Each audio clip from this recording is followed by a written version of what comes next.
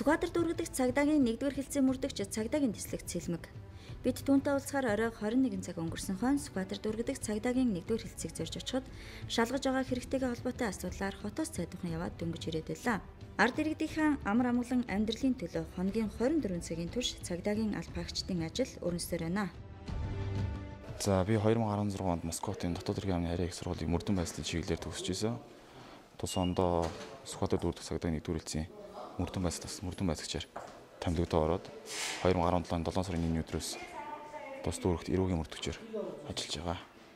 За намайг анх ажилд ороход одоо хамт олон их найрсаг хүлээж авч бас их зүйлийг сургаж өгсөн.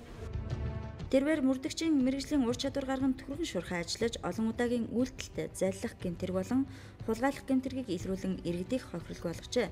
Энэ мэтчлэн түүний илрүүлсэн хэргийн жагсаалд үргэлжлэхэж мөрдөгчдөд үзэж судлах, доктортой сууж танилцах, бодон тунгаан нягтлах, дүгнэлт хийх гээд үннийг олохын тулд хийдэг ажил мундахгүй.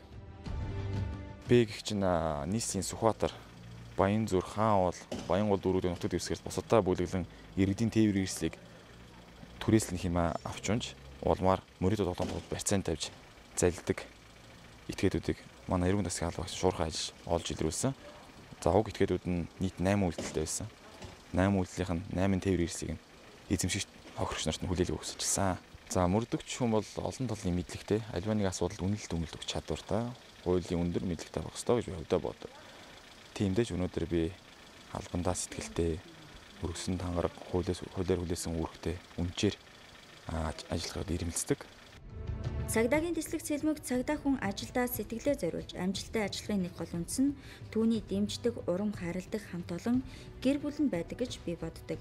Цагдаа болно гэж тоглодог жаахан хүүхэн байхаас эхлээд тэрхүү хүсэл мөрөөдлөө зорилгоо болгож биелүүлэхэд үргэлж дэмжсэн. Одоо ч урам хайрласаар байгаа аав ээжтэй маш их баярладаг гэж хэлсэн юм а.